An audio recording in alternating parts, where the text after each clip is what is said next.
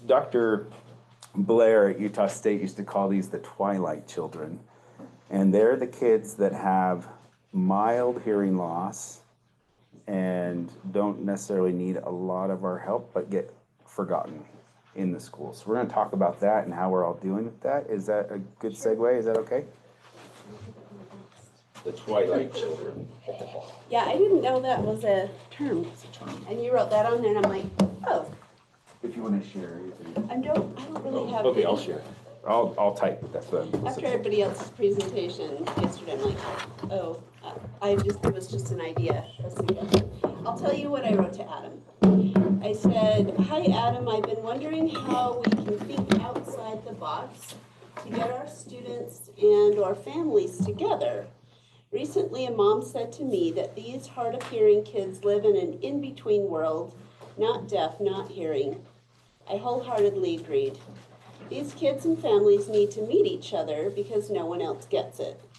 The privacy laws, which are obviously necessary, make it really difficult to share information with others to get these kids and families together. Sometimes we get permission to share information, but then there's no follow through because they all get busy with life. And I think even though they have a common thread, it is still really hard to make that phone call. So I just wondered if we could have a discussion of any ideas, even crazy ones, to find ways to break down the barriers to helping get these kids connect with each other and their families. And so I just am like, you know, we have all these kids and we're like, they need to know each other and know that they're not alone, because some kids don't even know there's other kids in that school that are deaf. And this year I have a middle school with 6 kids in it. And that's the most I think I've had in one place. So 6 kids, and I'm like, these kids need to know each other. And so I did get permission from their parents and them also, the parents asked the child through text, can we get these guys together and have like a deaf club or something? And so that's about as far as I've gone. It's been so busy, I really haven't even had time to do it. But the school said that I can even like do it during school, just gather them into the conference room at the school and we can have treats and stuff. And I don't really know what we're going to talk about, but that's just one little thing, doing a club at one school. And you guys, what have you done? What crazy ideas have you thought of that we could work with? And Adam's going to write them down. And can you help me with this, please? They need to meet each other, yes. It wasn't my idea, but, and I apologize if it was one of you that inspired me a couple years ago. I've had 2 different get-togethers for 2 different groups. So I do preschool to 6th grade, just so the elementary can meet the kids that are in 6th. And then I do 6th, they're invited to 2, all the way to 12th for the other group. And I try to do it in the beginning of the year and or at the end of the, in the spring, like April. A pizza party, I don't know. We go to a restaurant. Okay. And it's all okay through secretary. We coordinate where it's gonna be, how far everybody would have to travel. I give a note, I send out an email to give parents a couple of choices as far as days to kind of see what the feedback would be. Usually not more than 2. And then I set the date, I tell them when it is, and then I give 15 reminders, between talking to the kids when I see them and or emails. One time I got I guess I had more time on my hands. I sent out a flyer to remind parents in the mail. That's only happened once. So. But that has been fantastic. I've had so many parents connect their kids because of that. The last one that I had in the spring for the younger group, I didn't I haven't had a huge planned thing to say. I just thought, I don't have to do this. I know they need to meet each other. I'll have an icebreaker or 2, and then we'll just all say, it's mandatory chat. But this last time, I kind of felt like I needed to have these 2 different parents speak. Just 5 minutes, on something they're they had endured with their child that year. One, it was a surgery that made a gigantic difference in his development. The other was a girl who did some elective stuff, but it ended up, and it wasn't to help her hearing, but it ended up helping her understanding, her cognitive comprehension Yeah. that had lacked because of her hearing loss prior. So I can't even tell you, I probably had 20 emails. Wow. Like Okay. not every parent, but almost. You gotta get that there now. came. And Yeah, and it's because I message them like yeah. 15 times. But the feedback was, you know, almost made me in tears a couple times. Just like they were like, "Thank you so much. You know, my kid is now playing with this kid, or we've gotten together." And I talked to this parent, and it was huge. That's awesome. So I have a student in Delta, and that might be hard for her to come all the way maybe down to Cedar or even Beaver or something. yeah. My counties are spread out. So I guess if you guys do something, maybe if you could kind of let some of us, because maybe she could go to something closer than come down there, and that's a thought. Anyway, who else had a hand up? So Hey, Valynn, it's Steph. Oh, sorry. Hi. I couldn't see your hands. Go ahead, Do you want to Stephanie. go ahead? Go ahead. So I've got a couple kids, young men, that I introduced to each other, and well, they introduced each other over World of Warcraft or video games, and now they're really good friends over video games. Oh, that's great. That's a good idea, yeah. So I was thinking about doing a pizza party, and I asked her to send me like a how-to, and she sent me a really nice email. I can forward that to you. Oh, yes. But then I didn't do it because the one that needed the most moved into the district. And so she was in a charter school, so I don't get to serve her anymore. One of my favorite students. But I wanted to make a comment about, because I grew up with hearing loss, I didn't have a lot of family support for my hearing loss. I had a lot of family bullying in my family. And so I didn't feel good about my hearing loss when I was young. And to meet somebody else that had a hearing loss was I could only see what I hated about myself in that person. So sometimes it can backfire, I'm just letting you know. If I just wanted to let you know that, because you probably don't realize that can happen. And I had two girls that I tried to get together, and they both have pretty good, they weren't like me, they both have really good self-esteems and all that. But it backfired, they didn't really connect.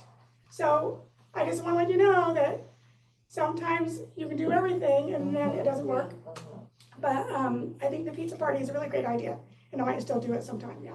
Is there anything that could have changed that, do you think, the backfiring? Is there anything, that could have maybe, that you look back and go, oh, if we would have done this, it probably would have worked better?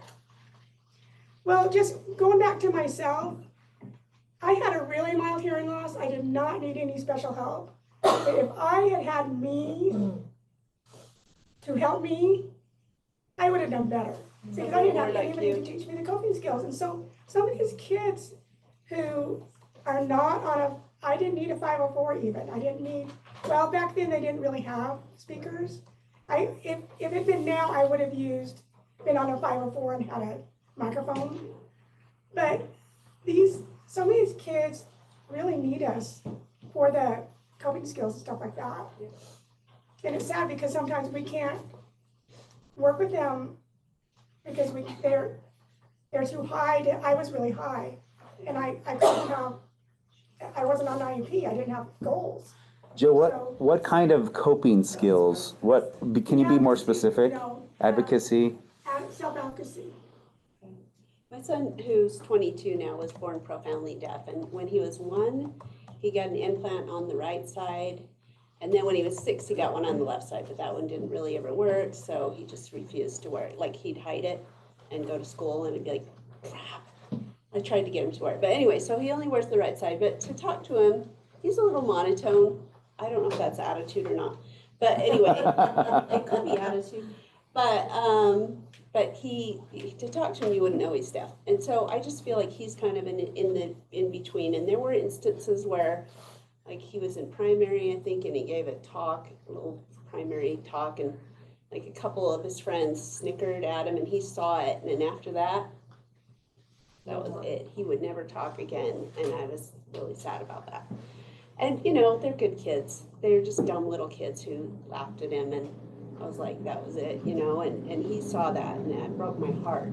And there were probably a lot of other things that happened. I know he thought we were talking about him, and he'd be like, don't talk about me. I'm like, honey, we're talking about going to the park. We're not even talking about you. And so whatever he heard, he thought we were making fun of him or talking about him. So that was heartbreaking. And so I just go, oh, they're, you know, that kind of, I think, put him in a middle place, which I hate. He's better now, but he's not super social, but he's doing better. He went on a date the other night with a really cute girl, and he's like, clear out of the kitchen, I'm ready to take home. We're like, okay. It's really cute. Anyway, you had a hand. I was just sparked a conversation between us, and I was thinking, why not host like a back to school night? I know we have to be there as teachers 2 weeks before the start of the school, and kind of hosting a back to school night for all of our students, inviting their parents, and even inviting the teachers they're gonna have in their classrooms, right? Gives them a chance to meet other students, gives the parents a chance to connect, and gives the students a chance to connect with their teacher before that first day of class, so they already walk in with a relationship. Everybody kind of knows what needs they have. Yeah. I don't know, just kind of Probably really at good. school, on school campus, right? Yeah, out of Is that school, what or we have a separate office with a conference room. But I did this when I was working in Arizona, and obviously schools are spread out very far as well. But we just had like a winter festival, and we had like young games for like little kids.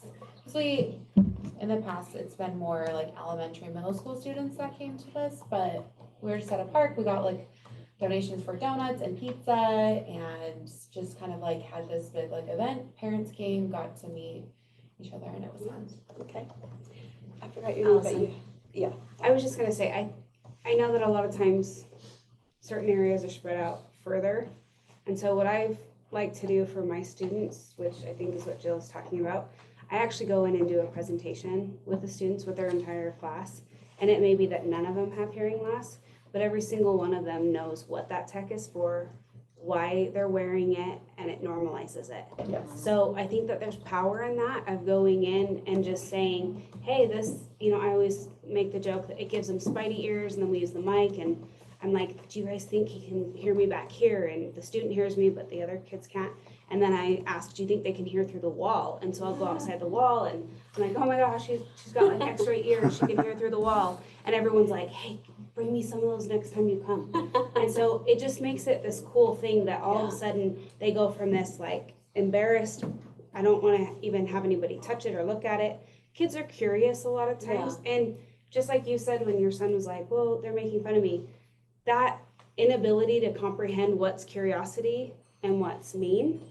And a lot of times kids are mean about things they don't understand, but as soon as they understand, like my kids, the other kids in the class will be like, hey, are you good? Am I being too loud? And so we talk about that of, you need to be respectful. It's harder for them to hear when you're noisy. So you need to be a nice table mate that's thinking about that and being quiet when the teacher's has talking. anyone done that it didn't go well? Like it was embarrassing to them or anything, or is it just been? Usually it goes. I had a well. few students that were super nervous, Good. but their parent came in and the mom was like, oh my gosh, thank you for doing that. But Nice. I've never had it be a negative. And the classes, the kids, like all of a sudden, we're helping kids develop empathy, which they don't really have right now. And when we do that and make those presentations, other teachers come in usually too. Like one time I was out of school and the principal, the vice principal, and the resource teacher came in, and it just became this really good Support group. and other kids really do want it afterward,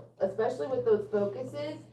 wait, I want those, you know? Yeah. And they know what the tech looks like, so if it ever gets lost, Yeah. they're like Inspector Gadget out on the playground trying to find it. When Candy and I go around and do presentations in classes, we also take hearing aids and listening scopes and go around the room and let every kid listen to the hearing aid through listening scope. Oh, that's great. I like that. Does I've done anybody that have as any well. ideas 'cause some about kids have been like, stuff getting kids to get any other thoughts so that we haven't? I have had a mom get really, I was gonna do that in one class, and she's like, I'm glad you asked me first, because no way would I want you to do that. Whoa. To get kids together and meet each other or what? No, to do a presentation. Or to presentation, oh, okay. I don't want you to stand out. Oh, yeah, okay. I think that typically is an insecure parent though. Yeah. Because it's like some of the parents cast that onto their kids when actually the kid is handling it like champ, which is really sad because it makes the kid insecure. And I think it would help him a lot, so. Yeah, it's kind of It's so sad. There are LSL activities as well. They're not sponsored by USDB, but if you've got, they're always doing activities at the park. They've had carnival stuff. They've done tons of stuff like that too. So you can get on that list if you have kids interested in that. One thing I did when I had 5 kids in one school, and I would pull them together like 3 times a year or something, and we'd play a game, or I'd bring like little packages of chips or whatever. And one time, the game I brought was Telestrations. Have you played that one? So it's like that telephone game where you whisper it to somebody and they whisper it, but it's, you have the notebooks, and so you get a word and you draw a picture. And then you hand the picture to the next person, and they have to figure out what the picture is and write it down, and then they hand that to the next person. The person reads that word and has to draw a picture. And so I did that with, it was middle school kids. And then we talked about the communication breakdowns. I thought about doing that. Have you guys seen the bad lip reading on YouTube? There's some sweary stuff, so maybe, you know. But, oh my gosh, it's so funny. I'm like, that's appropriate for our kids, bad lip reading. It's pretty funny. Okay, yes. I was just gonna add to this. I have one student and she like loves her peers. And so last year her reward was like she got to bring one of the kids to her, like our time. And so she was like so excited about that because it was like her special time and like the kids got to come and experience it too. Oh, that's great. I like that. And I think that's okay. Like, the teacher would probably be okay. Do you think parents are like okay with that? Is that any problem, do you think? Is that I against just any clear with the rules? teacher and they're like, absolutely. And then I mean, Yeah. it takes 2 kids out of their classroom, so. Okay, you and Heather. I was just gonna say, I think, especially with these kids, a lot of times what I've seen, so I love involving the peer, because so many of these kids, some of them become paranoid because they're missing more than they realize. Especially our unilateral kids, I think, too, you know, they really do fly under the radar, and because most of them are doing well, they have those coping mechanisms. But I know for a lot of my kids who are in that gray zone, I'm not hearing, I'm not deaf, I really am in between, right? They learn to just that, or they've just kind of shut down and they're quiet. They now live that, I don't want to, especially in adolescence, ask, what'd you say, what? Want to say that again? Because kids also not always are kind, and already said it, you know, and they live in a world where they're always filling in the blanks. And we sometimes, when we have them then say to us or share with us what they think is going on, what they have filled in, because they're doing closed reading exercises all day, right? And the misconceptions that come through that sometimes and misunderstandings because they didn't hear. And I think it comes back to that self-advocacy piece, going, if these are your friends, they really are going to be okay saying it to you again, you know, or you're gonna learn, you know, like with the Roger On or Roger Select, you know, having something there even with you, so that they can better hear and listen. And I have some kids who, they love having their EduMic at lunch, because it just, you know, kind of just goes around. But I think that's something we really need to work on with them when they're younger, but so that it's not as much of a struggle when they go into junior high. Cause I feel like at that time, they kind of do that shutdown. It's not worth to ask them, I don't want them to see that I'm not understanding. Yeah. Heather, were you next? Yeah, I was thinking more along the lines of like a group therapy session. Because as I'm hearing all these ideas, I love the back to school night thing, as a parent as well as a provider, because I don't really want, I don't want to socialize. No, I don't want the forced chat. You know what I mean? Like, Yeah. that's not comfortable to me, but I do want to be able to connect and socialize. So like, if there is somebody there that you can strike up a conversation with, that's great, but I don't want to go somewhere feeling like the whole purpose is for me to meet these parents and, you know, become friends. And it brought me to thinking about my son, and he went to junior high at Churchill, which is where the USDB classroom was. And then he went to Skyline High School, where the USDB classroom was. And I asked him one day, do you ever go eat with the kids, you know, at USDB? He's like, why would I? I'm not deaf.